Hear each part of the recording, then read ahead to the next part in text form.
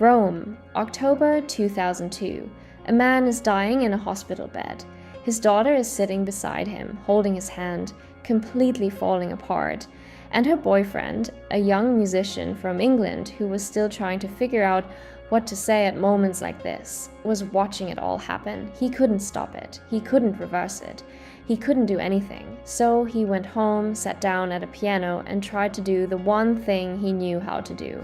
And I will try to fix you.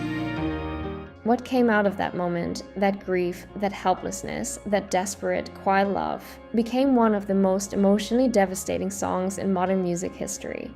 This is the real story of how Fix You was made, and it's nothing like what you think. To understand Fix You, you have to start with a man most people have never heard of, Bruce Paltrow.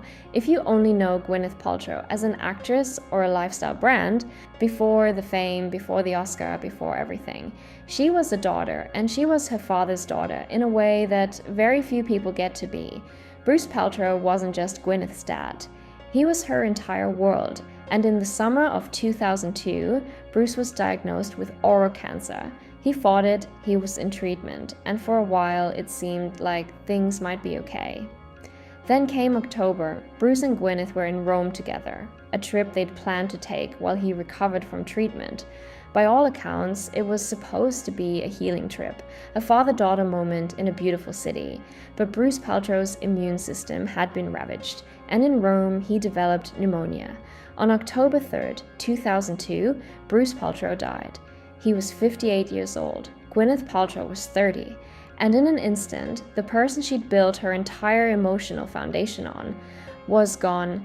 She later described the grief as something she genuinely didn't know how to survive. And the man who was watching her try to survive it was Chris Martin. Here's what people forget about Chris Martin in 2002. Coldplay had just released A Rush of Blood to the Head, which was already being called one of the greatest albums of the decade. The band was on another level. They were winning Grammys, they were selling out arenas. Chris Martin was, by any measure, at the top of the world, and none of it mattered because the woman he loved was destroyed, and he had absolutely nothing to offer her. That's the thing about grief that nobody really prepares you for, especially when it's happening to someone you love. You want to fix it. You desperately, physically, with everything you have, want to make it stop. And you can't. Chris Martin has spoken about this period in interviews in a way that's achingly honest. He described feeling helpless, completely, utterly helpless. He watched Gwyneth break down. He watched her carry this weight that he couldn't take from her. And he didn't know what to do with that feeling. So one day, he sat down at a keyboard and he started playing. This is where the story gets interesting, because the opening of Fix You, that soft, almost sacred organ sound that you recognize in the first 2 seconds, was not planned. It was not rehearsed. It was not the result of weeks of production meetings. It happened by accident. When Coldplay were recording the X and Y album, they were working in a studio that had an old pipe organ in it, not a keyboard, not a synth, an actual vintage organ, the kind you'd find in a church. Chris Martin sat down at it one day and just started playing quietly. That's what Chris stumbled onto, and the melody that followed wasn't constructed. It poured out because it was already inside him. The grief he'd watched, the helplessness he'd felt, the love that had nowhere to go. It all landed in a song that began with 4 notes on a church organ. Now the song exists. The organ is there, the lyrics are there. The quiet, aching, intimate first half of Fix You is complete. And that second half, that didn't come from a keyboard. It came from a guitar. Johnny Buckland is Coldplay's lead guitarist, and he's one of the most underrated musicians in rock history.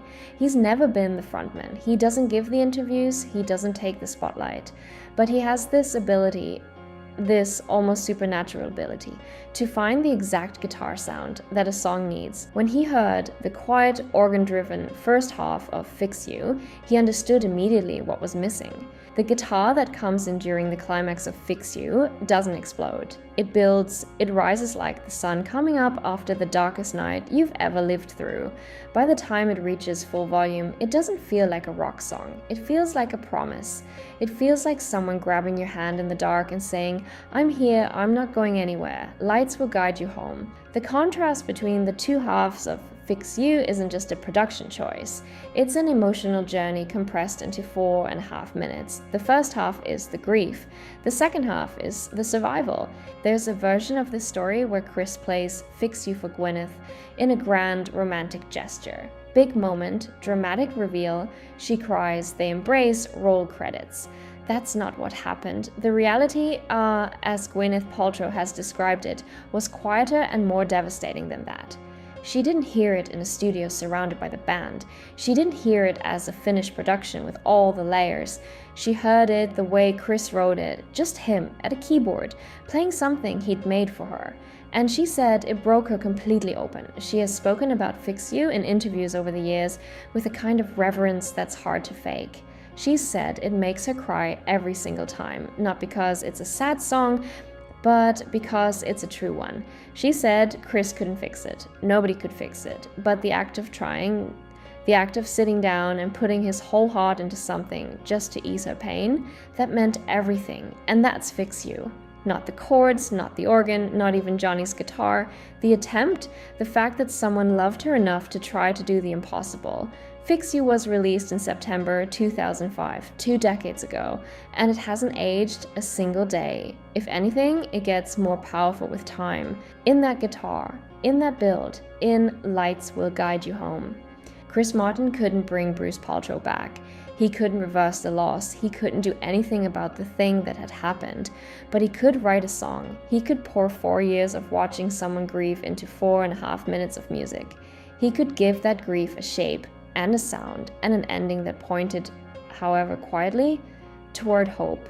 That's why Fix You still hits differently in 2026, not because Coldplay is a legendary band, not because of production quality or chart performance or critical reception, because somewhere right now, while you're watching this, someone is listening to Fix You for the first time after losing someone, and it's doing exactly what Chris Martin wanted it to do when he sat down at that church organ in the middle of his helplessness. It's guiding them home. This has been Behind the Beat. If Fix You has ever meant something to you, drop the story in the comments. I read every single one. And if you're new here, subscribe, because every week we go behind the songs that changed everything. I'll see you in the next one.